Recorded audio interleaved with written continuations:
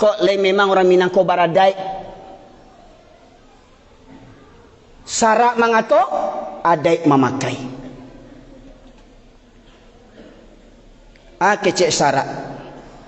Terlepas daripada khilafiah perbedaan para ulama yang ambo yakini, walau banyak mazhab mengatakan berpendapat, ambo yakini solat berjamaah hukumnya wajib bagi para laki-laki. Di mana dalil wajibnya? Yang pertama, syarat mengatur surah Al-Baqarah ayat 43, wa aqimus shalah wa atuz zakah warka'u ma'ar rakiin. Ada 3 perintah dalam surah Al-Baqarah ayat 43. Wa aqimus shalah, dirikan solat, hukumnya kita sepakat wajib hukumnya. Wa atuz zakah, tunaikan zakat, kita sepakat wajib hukumnya. Warka'u ma'ar rakiin, cerita tentang orang solat lagi. Warka'u ma'ar rakiin, apa maksudnya? Ruku bersama orang-orang yang ruku. Apa maksudnya? Solat berjamaah hukumnya wajib bagi laki-laki, terutama orang yang balaga mengaku adai santiang jo adai. Jangan balaga jadi nini mama alim ulama cerdik pandai. Kalau nak tiba subuh berjamaah otak gadang. Semestinya di Indonesia ko, bahkan di dunia ko, orang yang paling soleh, orang yang paling takwa semestinya orang Minangkabau. Sebab yang punya falsafah adai basan nijo sarak, sarak basan nijo kitabullah, sarak mengatur adai memakai, cuman orang Minang yang punya, orang Arabnya tak punya tu. Santiangnya orang Minangkabau ko, Pak. Santiang orang Minangkabau ko. Nah, terus yang tak sembahyang seminggu sekali tu orang itu. Yang hari-hari hidupnya juanjiang orangnya tu. Betul Ustaz kasana menyebut anjiang, tak perlu diterjemahkan wawaw. Kalau anjiang sebut anjiang, Pak. Ya. Dalam Al-Quran disebutkan surat Al-A'raf 176. Famathaluhu kamathalil kalbi.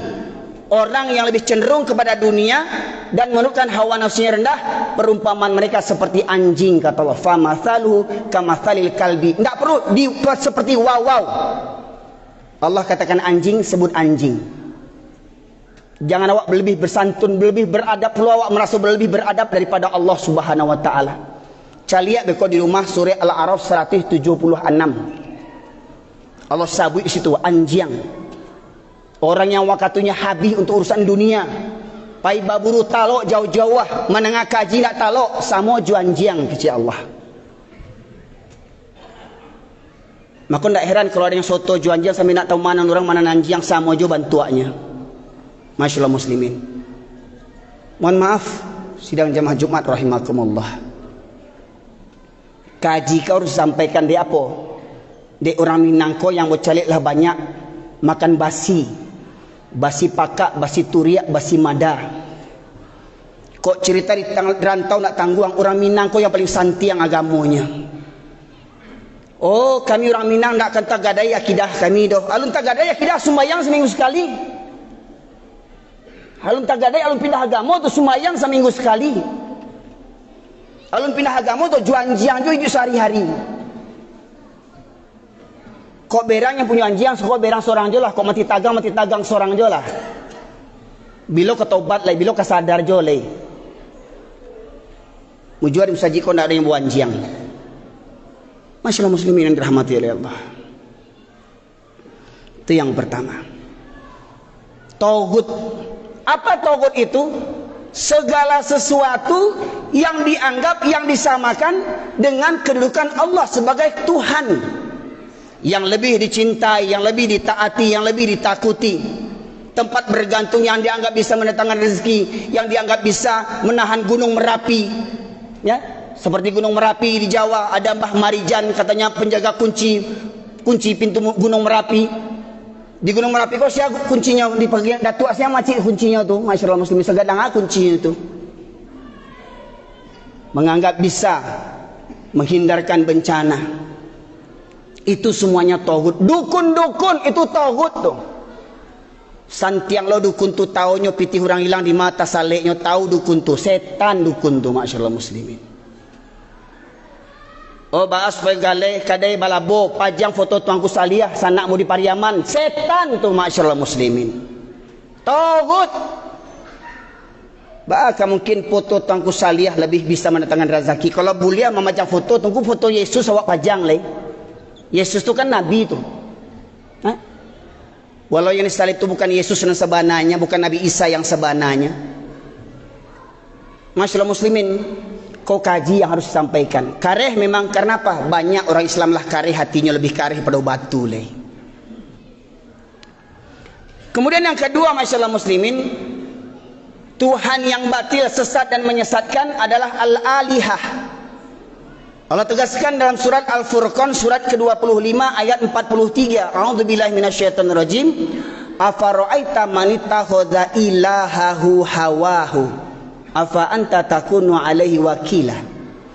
Pernahkah kau perhatikan orang yang mempertuhankan hawa nafsunya, mempertuhankan hawa nafsunya?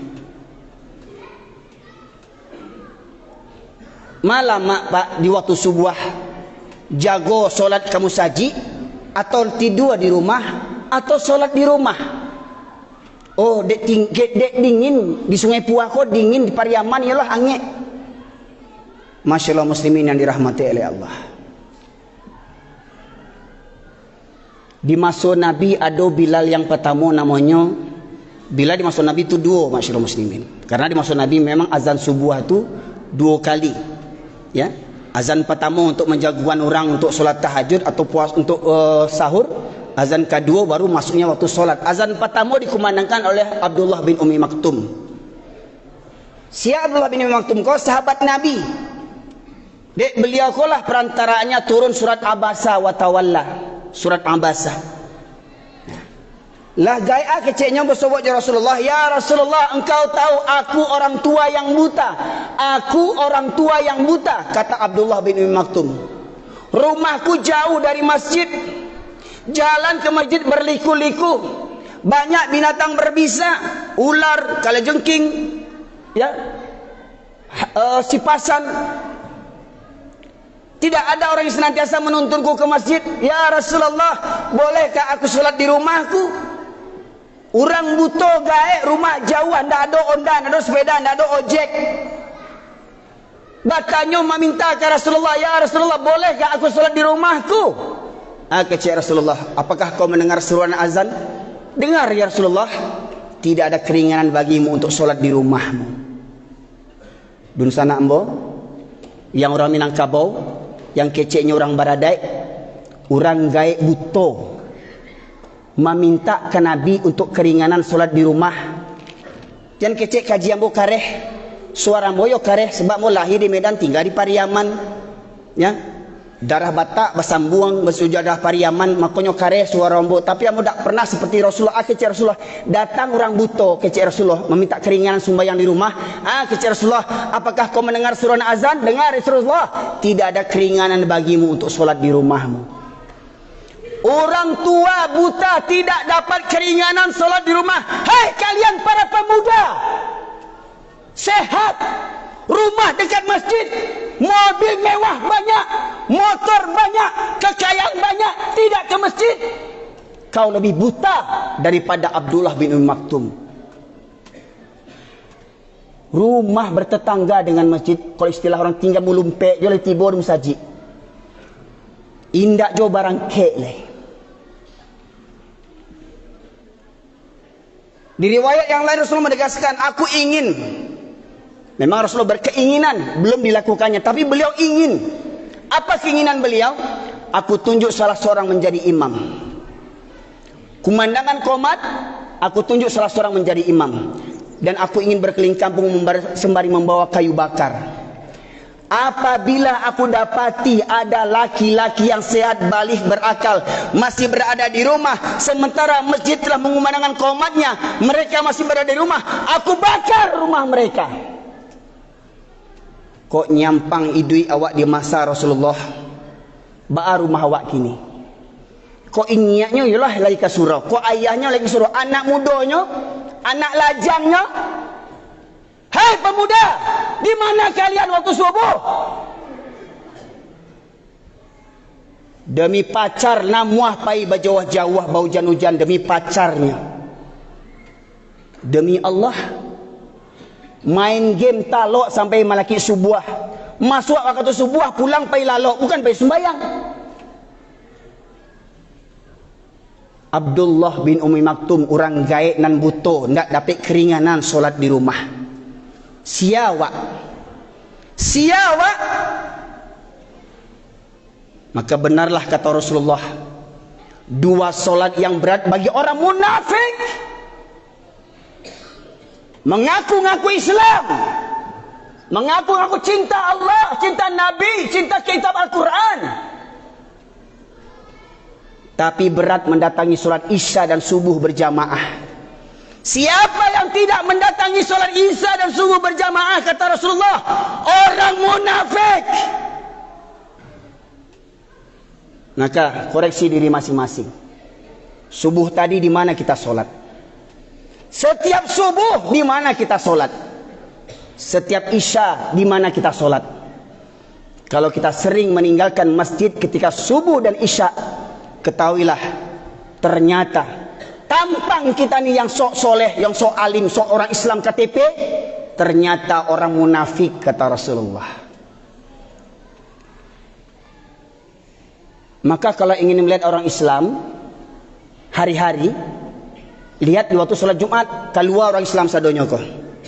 Yang sembahyang seminggu sekali keluar, yang ke musajid seminggu sekali keluar. Tapi kalau ingin mencari orang beriman, cari waktu subuh.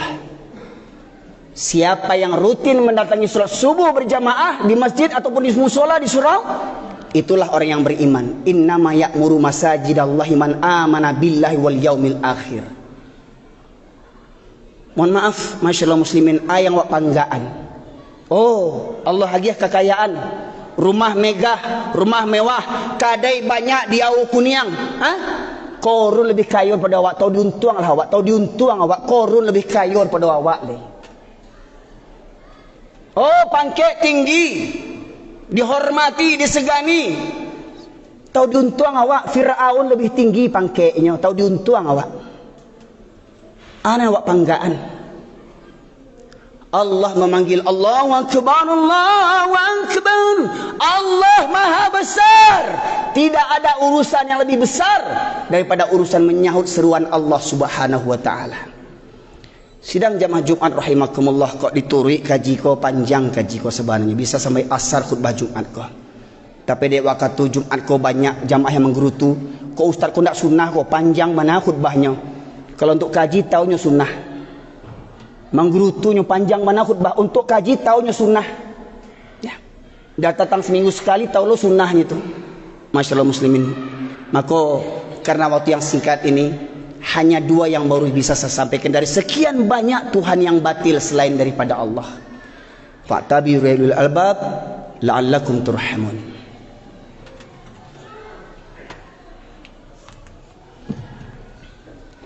Alhamdulillah alladzi khalaqal mauta wal hayata liyabluwakum ayyukum ahsanu amala. Asyhadu an la ilaha illallah wahdahu la syarika lah wa asyhadu anna Muhammadan abduhu wa rasuluhu alladzi la nabiyya ba'da. Allahumma salli wa sallim ala nabiyyina Muhammad wa ala alihi wa sahbihi ajma'in. Masyaallah muslimin, sidang jamaah Jumat rahimakumullah. Di khutbah kedua ini saya sampaikan satu firman Allah, surat Al-Kahfi ayat 103 sampai 106. Allah berfirman, a'udzubillahi minasyaitonir rajim. Qul hal nunabbi'ukum bil akhsarina a'mala alladzina dhalla sa'yu fil hayatid dunya wa hum yahsabuna annahum yuhsinuna sun'a. Ulaika alladzina kafaru bi ayati rabbihim wa liqa'ihi fahabitat a'maluhum fala nuqimu lahum yaumal qiyamati wazna. Dzalika jazaa'um jahannamu bima kafaru wattakhadhu ayati wa rusuli huzwa. Allah berfirman yang artinya, maukah aku beritahukan kepada kalian tentang orang yang paling merugi amal perbuatannya? Kata Allah, maukah aku beritahukan kepada kalian tentang orang yang paling merugi amal perbuatannya? Yaitu orang-orang yang sia-sia amal ibadahnya selama hidupnya di dunia, tetapi dia menyangka telah berbuat sebaik-baiknya. Anan kurang diambo. Ambulah Islam 7 keturunan, ambulah solat, lah puasa, lah berzakat, lah haji, lah kurban, lah umroh, lah cukup sadonyo, an kurang diambo. Menurut dirinya lah berbuat sebaik-baiknya. Tapi kata Allah, semua amalnya sia-sia selama hidupnya di dunia, amalnya sia-sia. Ada orang gaib meninggal umur 80 tahun. Selama 80 tahunnya beribadah, selama 80 tahunnya memeluk Islam, semua amalnya sia-sia. Apa sebabnya? Ayat berikutnya Allah menegaskan, ulaikal ladzina kafaru bi ayati rabbihim wa liqa'ih. Mereka itu orang-orang yang ingkar kepada ayat-ayat Allah dan ingkar terhadap perjumpaan terhadap Allah Subhanahu wa taala. Apa contoh ingkar ini? Lah tahu di kampung awak di masjid surau ada wirid pengajian, ndak tiba, ingkar. Di masjid awak kau mungkin ada wirid seminggu sekali paling tidak. Baran yang tiba, sia yang tiba. Orang yang acok nak tiba, orang yang ingkar. Merasa sudah pede, sudah yakin pahalanya sudah banyak dikumpulkannya. Beragama menurut seleranya masing-masing, pandai menyalah-nyalahkan orang lain, pandai menyesat-nyesatkan orang lain, merasa lebih baik dibandingkan orang lain, seakan-akan surga sudah di kapling-kaplingnya sendiri, hanya untuk kelompoknya sendiri. Oh, ambolah berjanggui, anak kurang janggui, ambolah panjang, ambolah berjubah, anak kurang lain, langsung kau ajian kurang lain. Menurut dirinya, dia telah berbuat sebaik-baiknya. Maka kata Allah, fahabitat amalu, maka hapuslah semua amal-amalnya. Semua amalnya hapus, kata Allah. Dan di akhirat kami tidak mengadakan penimbangan terhadap amalnya. Di akhirat tidak ditimbang amalnya. Maka masyaallah muslimin, balasan mereka adalah neraka jahanam. Dikarenakan mereka menjadikan ayat-ayat Allah sebagai gurau-gurauan dan menjadikan para nabi sebagai gurau-gurauan. Maka harapan ambo semoga masyaallah muslimin dalam khutbah Jumat yang singkat ini dan lewat waktunya sedikit, semoga para jemaah bisa bersabar untuk mengambil hikmah daripada khutbah yang ambo sampaikan kini kau, untuk kita mengevaluasi, memperbaharui iman dan takwa kita. Benarkah kita hanya bertuhankan kepada Allah Subhanahu wa taala? Semoga kiranya kita yang hadir semua hari ini adalah orang-orang yang diterimakan taubatnya oleh Allah Subhanahu wa taala. Semoga kita semuanya hari ini orang-orang yang dilunakkan hatinya untuk tunduk patuh kepada Allah Subhanahu wa taala. Semoga kita yang hadir pada kesempatan kali ini senantiasa dirahmati oleh Allah sampai akhir hayat kita. Maka marilah syukuri nikmat ini dengan senantiasa tunduk patuh kepada Allah Subhanahu wa taala. Jangan campakkan rahmat Allah, jangan campakkan hidayah Allah, untuk kita senantiasa tunduk patuh kepada Allah Subhanahu wa taala. Maka saya menghimbau kepada para dunsana sekalian, orang yang baradai, dunsana ambo orang yang baradai, nenek mama alim ulama cerdik pandai jo nanak kemanakan, mari babaliak kita ka surau, babaliak ka surau, ramian surau, ramian surau. Itulah kekuatan umat Islam. Innallaha malaikatahu yusholluna 'alan nabi ya ayyuhalladzina amanu shallu wa sallimu taslima.